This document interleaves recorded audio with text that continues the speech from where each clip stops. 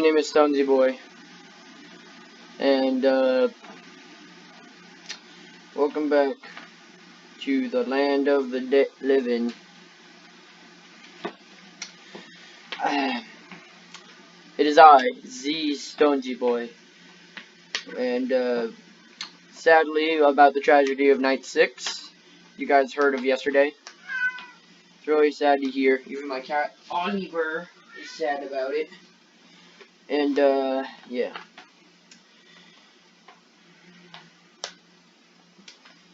Where were we? Page 181, I believe. Yep, this is the final episode, technically. Well, not technically. As a matter of fact, we have...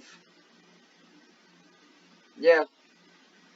We're actually supposed to end this episode on page 193. But there is a second book.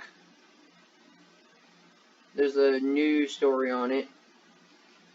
Now, you know what? We're going to stop this at page 193.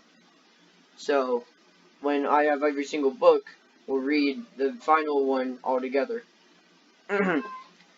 It was such a happy word. There are many ways to chop off a head. Of course, the blade is sharp enough. It's fairly quick and painless. That being said, the blade isn't sharp enough. Well, poor Mary, Queen of Scots, had to get 3 hacks with the headsman's dull axe before her noggin was liberated from her body. The guillotine was quick and clean, though. Didn't require any particular skill on the part of the executioner, which made it easy to get rid of those rich snots during the French Revolution. They just lined them up and ran them through the guillotine with the assembly line, or rather, the disassembly line. The voice paused again to chuckle. Whatever it was, it seemed to have a very good time at Millie's expense. Saudi Arabia, where your parents are, am I right? Still uses beheading for their preferred form of capital punishment. They use a sword, which I find rather stylish and dramatic. Hold on. My cat's being annoying. Cat's being an annoying little butt. What? Fine. I'll be back.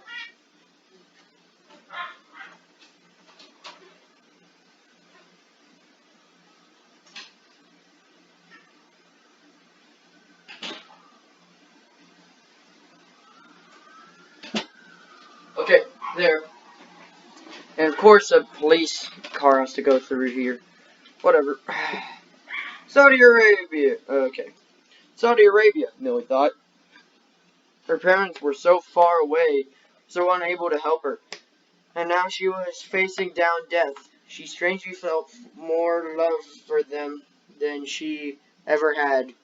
Sure, they were weird, and they made strange decisions and stupid mistakes, but she knew they loved her. She thought of her dad's awful jokes and her mom reading her story after story at bedtime when she was little. Maybe her parents were different from other kids, parents that had always taken care of her basic needs, and they had always made her feel loved and safe. Sorry, the way I read is I turn off my lights, I turn on my one big light that's always above me, so I can read better. It doesn't screw with my eyes. Millie, at least come downstairs and say hello. Millie, at least come downstairs and say hello. Grandpa called up the stairs. It was Christmas Eve, and Grandpa had been blasting Christmas music all day long, singing Silver Bells and White Christmas, and others of Millie's least favorite, off-key in the kitchen while baked the ham decorated the cookies. From the level of noise downstairs, Millie assumed that her aunt and uncle and cousins had arrived. This fact did not fill her with joy. Nothing did. Millie reluctantly dragged herself downstairs. They were gathered around some antique glass punch bowl, and Grandpa had dug out of who knows where in this house full of stuff. They were wearing Christmas sweaters, all of them, even her annoying little cousins. Aunt Sherry had some wearable abomination with a reindeer had light-up nose. Uncle Rob, her dad's goofy brother, wore a red sweater with candy canes on it, and Cameron and Hayden wore matching elf sweaters. so hideous that Millie feared her eyes would bleed. Merry Christmas! Aunt Sherry greeted her, opening her arms for an old hug. Millie did not move toward her. Hello, she said, voice dripping icicles. Off to a funeral, Millie? Uncle Bob said, nodding toward her head to toe, black and purple clothing. It was said this to her, apparently never stopping finding it hilarious. I wish, Millie said. Better to be honest than an environment and fake happy one. And she would certainly prefer funeral organ music, being forced to listen to Winter Wonderland again. Millie isn't celebrating Christmas this year. Millie isn't celebrating Christmas this year, Grandpa said, but at least she's agreed to grace us with her presence. How can you not celebrate Christmas? Hayden said, looking up at Millie with big, innocent blue eyes. Christmas is awesome. He had a little lisp that came out when he said Christmas and awesome, which Millie supposed some people would find cute. And presents are awesome. Or awesome, Cameron said, pumping his fist in excitement. Both kids were hyper, and his parents had pulled them full of black coffee. Millie wondered if there had been a time when she got decided over a holiday, or whether she had always known better. Our culture is already too materialistic, Millie said. Why do you want more stuff? Her aunt, uncle, and cousins all looked uncomfortable. Good, somebody in this family needed to tell the truth. Sherry plastered a smile on her face. Millie, don't you at least have a cup of eggnog? Drinking eggnog's like drinking phlegm, Millie said. Really, how much disgusting beverage become a part of a traditional celebration? Eggnog and fruitcake both seemed more like they would be part of a punishment rather than a celebration. What's phlegm? Hayden asked. It's that gross, slimy stuff that gets in your throat and nose when you have a cold, Aunt Sherry said. Cameron raised his cup. Yum! Egg snot! And then took a big, showy drink and left an eggy mustache on his upper lip. Millie couldn't take it. She had to get out of here. I'm going for a walk, she said. Can we come too? Hayden asked. No, Millie said. I need to be alone. Well, don't stray too far, Grandpa said. We're eating dinner in an hour. As Millie headed out the door, Grandpa called for her to remember her coat, but she ignored him. All the houses in the neighborhood had extra cars in their driveways, no doubt because of visiting family members celebrating the holiday. All these people acting the same, doing the same thing. President's eggnog hypocrisy. Well, Millie was different. She didn't want to. She wasn't going to participate in hypocrisy. She thought again. This time the word stung her. Dylan said he was a hypocrite because she judged Brooke on her appearance. But even boys who seemed cool like Dylan, were fooled by appearances. Completely pretty blonde girl paid any attention to them. They think there was a saint of genius rolled into one. No way was Millie a hypocrite. She was just a truth teller. Some people couldn't handle the truth. That was their problem. After one lap around the block, she was feeling pretty cold. There was no way she was going back in the house yet. An idea popped into her head. Grandpa's workshop. A little space heater he always kept running. It could keep her toasty warm. She waited at the party. He was too busy hosting a lame little holiday gathering, going to his workshop. It's a perfect place to hide. Grandpa kept the key under the flower pot beside the workshop shop door. Millie found it. Opened the door, pulled the chain, bare light bulb that lit the small windowless space. Closed the door behind her and looked around. The place was even more crammed with stuff than it had been last time she was here. Grandpa really mustn't have been hitting the yard sales, flea markets, and salvage yards. Near his workbench was rusty antique bicycle, the kind with a giant front wheel and tiny back one. There were lots of old mechanical toys too. Metal bank with a clown that flipped coins into its mouth, a jack-in-the-box which startled her when the inside jumped out, even though she had known what would happen when she started turning the crank. There was even one of those horrible grinning monkey dolls that clanged cymbals together. I would love one of those. Why did Grandpa want all this stuff? And what did he plan to do with it? Repair it and then use it to clutter the house some more? She guessed. Okay, so I'm at page 186. And if my math ain't too bad, right now would be the time that we stop, because we're going to page 193 right now, or next page would be the page to stop, and grab a drink. Right now I'm going to drink out of my chug jug. That is full of Fanta orange, Fanta grape.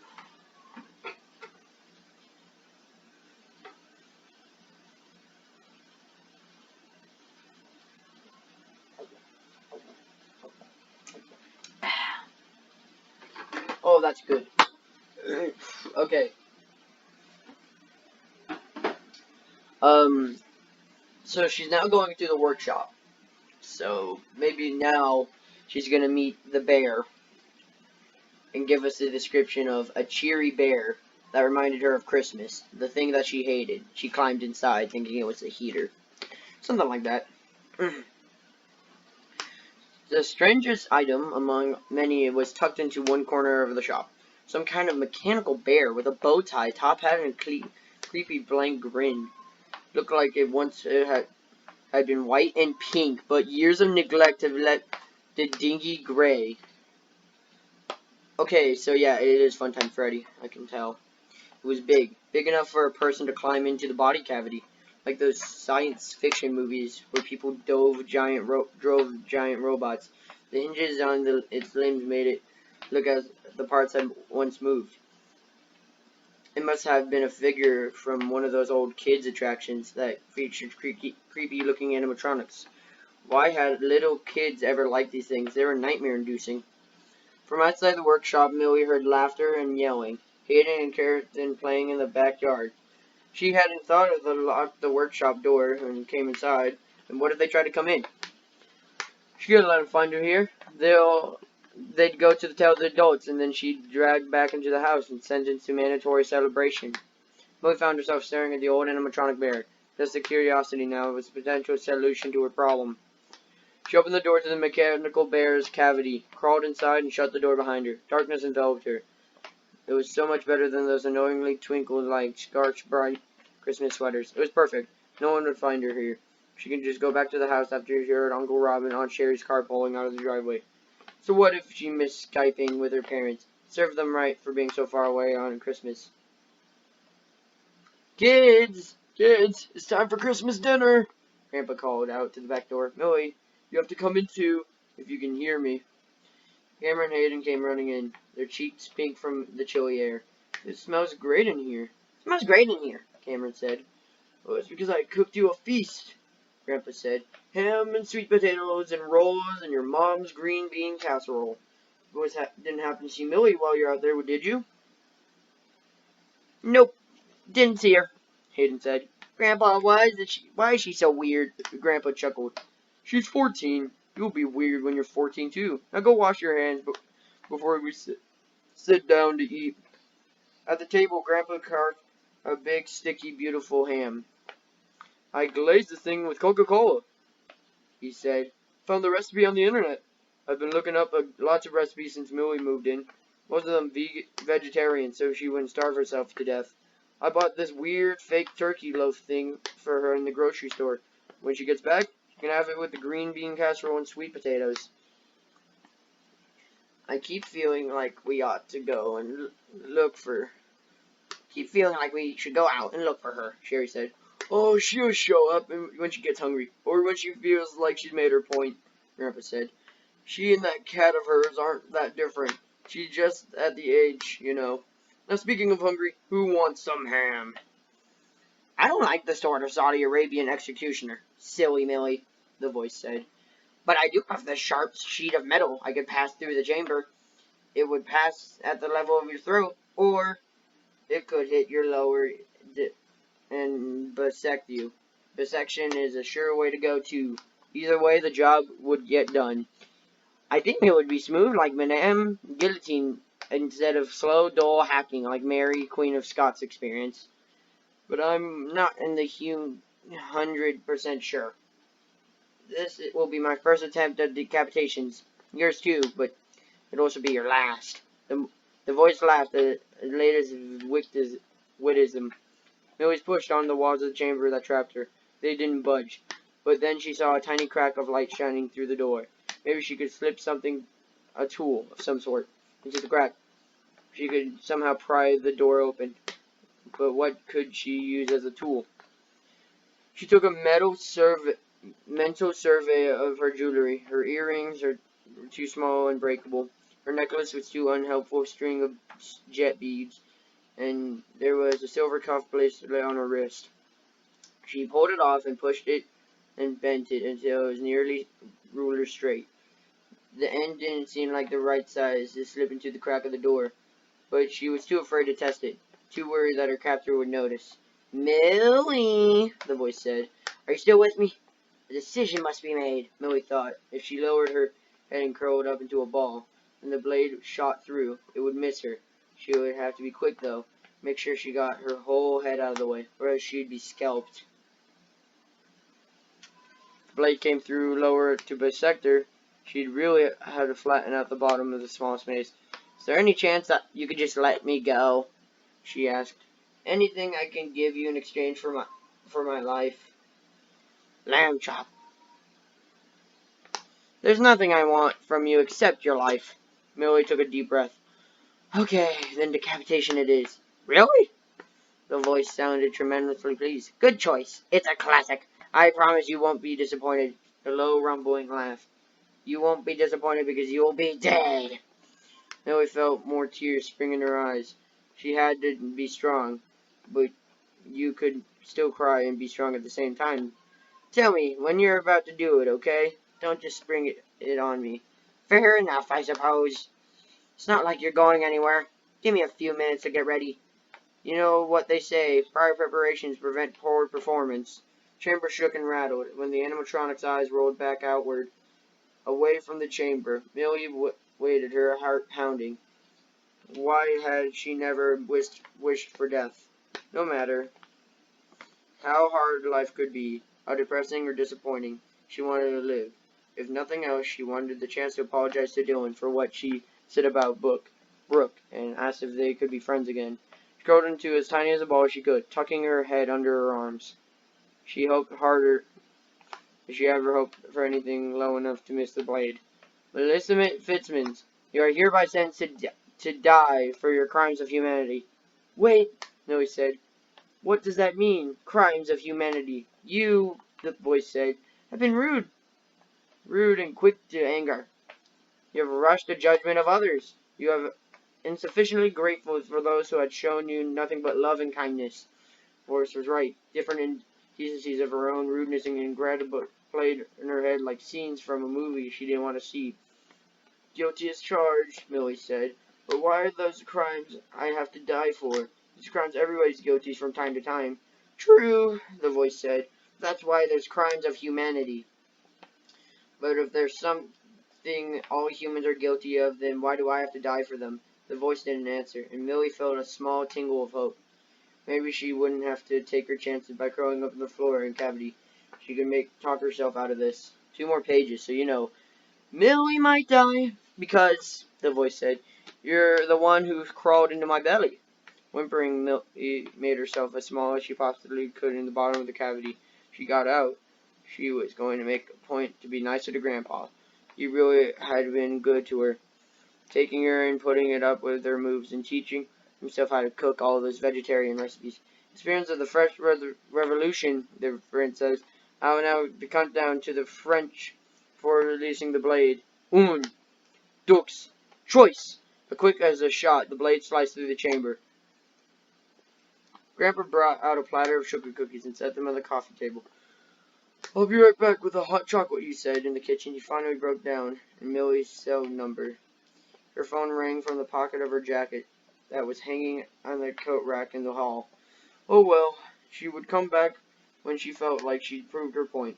He hated to think of her being outside without a jacket, though. It's pretty chilly out there. Grandpa poured 5 cups of hot chocolate and topped them each with generous handfuls of mini marshmallows. He carried the steaming cups in a tray into the living room. "Who's ready for presents?" he called. "I am," Cameron shouted. "I am," Hayden shouted even louder. "Do you think we should wait for Millie?" Sherry asked. "She's not celebrating Christmas, remember?" Rob said. "Why should we wait for her? She's decided to be a brat." Grandma didn't like the word brat being used to describe Millie. She wasn't a bad kid, she was a difficult age. She could move, she could come around, she crouched under the Christmas tree, arranged all the presents in a big pile, so they'd be there for her when she came back. Wow. And guess what, guys? I'm just quick reading the last final pages of these. That's it of the book. Guys, we did it. We finished the book. Into the Pit is no more. Until the future, I get more books. And, yeah. We have read an entire book about Five Nights at Freddy's. 1 of 8 books, guys. We're an eighth of the way there. Everyone get hyped. And guess what? I'm going to finally close this book without putting in a bookmarker. Y'all want to hear the satisfaction? Yep. No bookmark.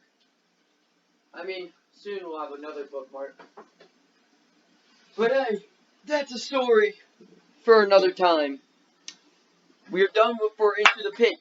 The next book is either going to be Fetch or The Silver Eyes. You guys decide.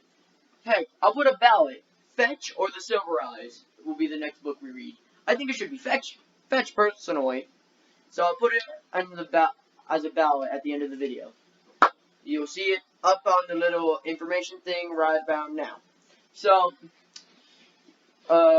if you do want to vote about this, please tell me now. Like, are we doing Fetch? Or Fazbear Frights 2 Fetch? Or The Silver Eyes? You guys decide. And it does have to be one or the other. You cannot choose any other ones. I'm sorry to say. But by next week, I'll have every single book. So, the answer will be unanimous. My vote's for Fetch. So, we'll put Fetch as 1 at the moment. And Silver Eyes as 2. And guys, we have finished this book. Super excited for the next one. And I loved learning about the lives of Cody, I think his name was. I loved learning the lives about... Let me look at this book one more time before I close it forever. I loved learning about Oswald, Sarah, and Millie.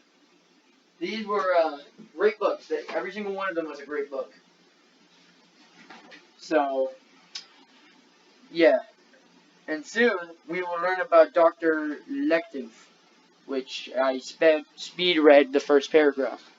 Not out loud, so we can all have it later. So, hope you guys have a super fantastic, wonderful day. Be polite, be efficient. Don't die of the coronavirus. We got done with the book. See you guys.